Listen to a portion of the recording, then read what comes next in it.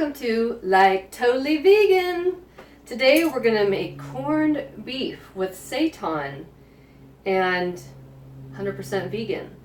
So, a little story.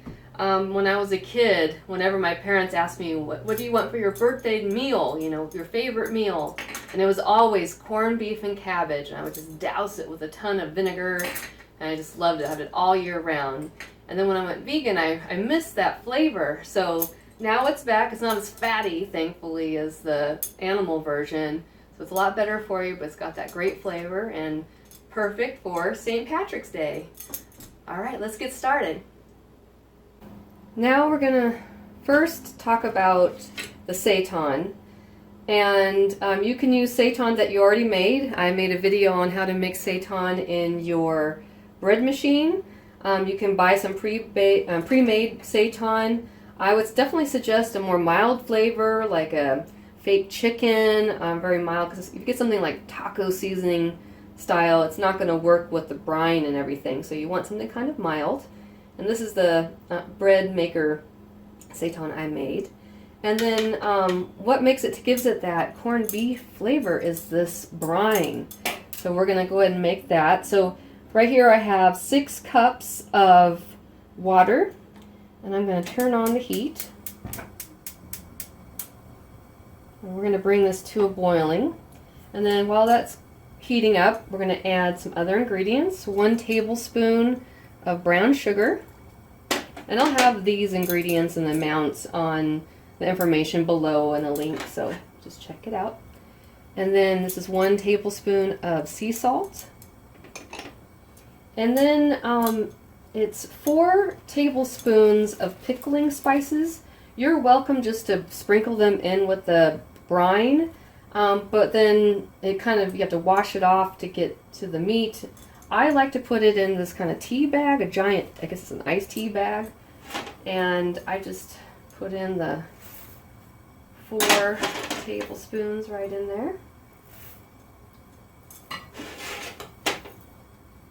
And obviously this is going to fall apart and open up, so I close it with a excuse me, I close it with a toothpick. And this will swell up in the brine.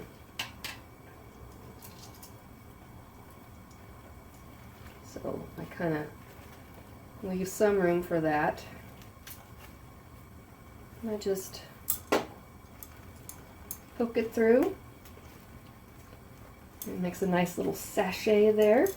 And you just pop it right in there. And then you bring this to a boil and let it boil for 5 minutes.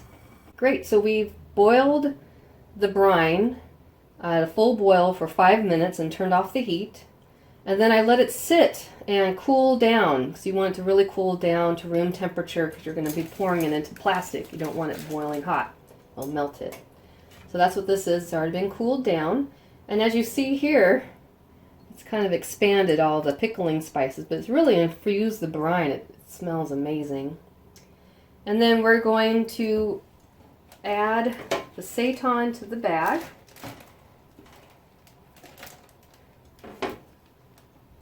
And it makes a lot of brine, so just put in as much seitan so that it's completely submerged in the brine, and it's going to marinate. So we're going to carefully, it's going to be kind of messy, put the bag of pickling spices in there. And I like to put it in a bowl, that way it makes it kind of easy to work with. Let's see. You might want to do this in the sink. There we go. And then kind of push the air out of it and zip it up. You can also put a can or something on it, and what that does, it kind of brings up the liquid level, so it's definitely covering all the seitan. And you can let it sit for 24 hours. That's all you need to do to really infuse the seitan. But you can also leave it in there for a few days and really get a good rich flavor. And just keep it in the fridge until you're ready to use it. Seitan has marinated in the brine for 24 hours. I'm just gonna put it out on the plate here. And what you can do from here is you can actually fry it up in a pan. Once the seitan is cooked, you could boil it with potatoes and carrots for your St. Patrick's Day meal. You could also bake it, brush it with a little bit of oil and bake it. Makes a great Reuben sandwich. You can do all kinds of fun things with it. It's ready to go. Let's try it. All right, it's all done. Even at this stage, before you cook it or fry it or bake it, you can try it. It's actually really good. It'd be great on sandwiches, like a Reuben sandwich. I'd probably cut it a little bit thinner for a sandwich, but it's ready to go. So let's try it. See how juicy it is. It's really good.